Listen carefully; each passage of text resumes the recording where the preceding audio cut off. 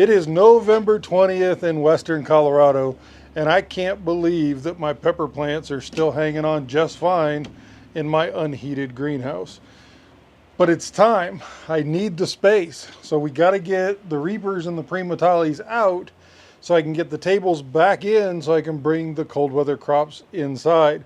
So I figured I would kind of show you a before and after. It won't make you watch me changing over and cleaning up the greenhouse. And then at the end, we'll do a harvest of the 2 Reapers and the 2 Primatalis. And I will show you why I am Team Carolina Reaper over Team Primotalii right now, as much as I want to be Team Primotalii. Overall, everything's doing great in the greenhouse. On the left side over here, we have my Dorset Nagas that are in the Dorset Naga Challenge from Sea Spring Seeds. And on the right side over here, we have 2 Carolina Reapers and 2 Primatalis. The Carolina Reapers are in 15-gallon pots. The Primatalis are in 10-gallon pots. But you can probably just see from the overview I have going here that if you look across the top of the canopy, all the smaller plants are changing to a different green color over my big ones that are on this side. I don't think that the Reapers and the Primatalis are going to do a whole lot more. They're not producing the way the Dorset Nagas are. The Dorset Nagas are still loaded with a bunch of peppers, new peppers coming on right now. Look at here, this is Julian, my short, really wide Dorset Naga, and we've got little peppers all over the place on this. Same thing with Ricky, little peppers popping out all over the place, so I can't convince myself to call the competition yet on these 2 because they're still thriving. But unfortunately, no matter what way I look at it, the Reaper and the Primotalii plants, time has come. It's time to harvest them. I still have the other ones from the previous video out here that I got the 140 and the 85 peppers off of. Those are the ones I left on there are red and ready to be picked again too. So we'll hit that one as well. But I think you'll be surprised at a couple of these plants. I'll go ahead and get the greenhouse switched out, cleared out, and get everything up on tables, and we will see what the results come out to be. I think it's going to be easier if we start with the 2 plants that we already did the picking on in the previous video. So this is my Carolina Reaper plant 1. This is the one that we got 140 peppers off in the previous video, and then I left what was still green on there, and if you see, we got another flush of them to go ahead and pull, and we're almost in December, so that's pretty amazing. Let's see what we come up with. 27 more may not sound like a lot, but in Reaper talk, that's a whole bunch. So 167 peppers off of Carolina Reaper 1. Let's take a look at number 2. This is the one that had 85 that we harvested off of it before, but had a whole bunch more that I left on. So let's see where we ended up. Okay, so we had 46 more. That puts us at what, 131 total from this plant, with the 85 that we harvested in the previous video. Let's take a look at the first one I just pulled out of the greenhouse.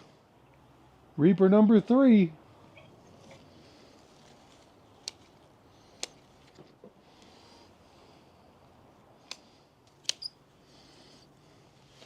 Official count, 192. So far, the most Reapers off of a plant, not only off of the plant this year that is, not only off of the plant, but all at one time. The other one was 140 plus today's. Number 3 is the front runner. Let's get this one set. I'll get them switched out, and let's check out number 4 and see if number 4 can take the title home. So we'll see. From a grower's perspective, number 4 is still drinking a lot more water than any of the other ones. And it does actually have a whole bunch of little ones still growing on it. So I think this is still the healthiest this late in the season. I'll be curious to see if that translates over to more peppers.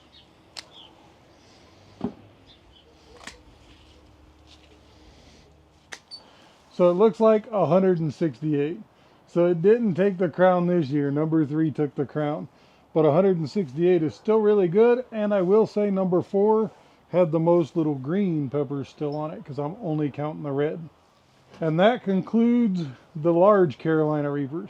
I still have a little Carolina Reaper in a 3-gallon pot and one in the 3/4-gallon pot that is just loaded with them inside the greenhouse. And now on to the Primotalii, which, like I said, The Primotalii is the one that I want to love. I want that to be my number one, and let me show you probably the main reason why.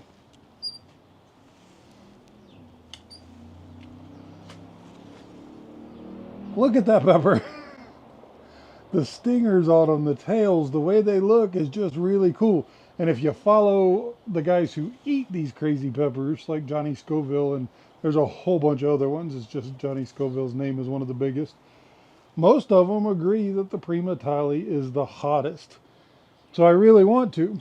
What keeps me from it is I've tried it year after year and it never produces hardly anything.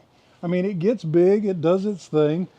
You get some off of it, but not, 150 or 200 like I'm getting off of my Reaper plants. So that's the main reason that keeps me on Team Carolina Reaper. Carolina Reaper is a serious producer for me. Now, it could just be me. Other people might have great success with the Primotalii and not the Carolina Reaper. I'm just showing you what happens to me. So let's just take a look, and it's going to be really easy, but let's see how many I got off of Primotalii number one. Okay, what's your guess? I already kind of gave it away that it wasn't going to take very long, but 7. That is definitely nothing to write home about. But like I said, they are the coolest looking pepper. And take a look at this. Even the little ones that are on there are just neat looking. I love the look of the Primotalii pepper. This time I even went with someone who I know his seeds are good. These seeds were Sean's from Chili Chump. And I bought them off at his store, had them shipped over from the UK. So I know they're good seeds and they were treated just like my Reapers. The only difference between the Primotalii and the Reaper is the Primotalii has a little smaller pot. But it's still a 10-gallon pot, so they should do really well. Sometimes we just don't know what Mother Nature has intended. I'll get this switched out, bring number 4 out, and we'll take a look.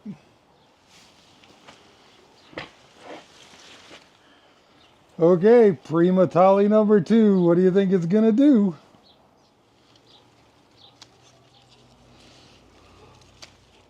A little more than number 1, but still only a dozen. They all look really good, though. I love the Primotalii tail. Look at that thing, kind of deformed with a long tail. Just cool peppers. And I really want to get to the point where I've got a strain of them that are growing and producing like the Reapers. Okay, I'll get these cut down, get it out of the way, put the table in the greenhouse, kind of get stuff set up, show you what we got. And as an added bonus, if you look over here, the plant, the mystery plant that we did a picking on and got 300 and some off of one, it was a ton. All the ones I left on there are super red and they can be picked too. Trust me when I say if you have a small greenhouse, always cover your tables in some kind of plastic. It just makes it so much easier. And then you can use the drip trays on top of it. And that just makes it to where you can really water the way you want to without having to worry about such a mess.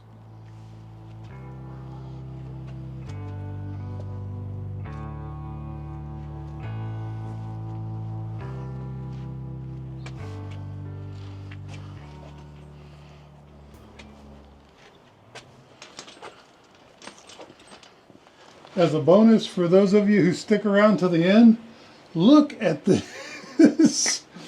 This is that bok choy plant that we snuck over and saw in Stephen's yard. If you don't know, Stephen is my son. He has a channel called Backyard Feast. I'll link it down in the description if you want to check it out on how to cook with all this stuff.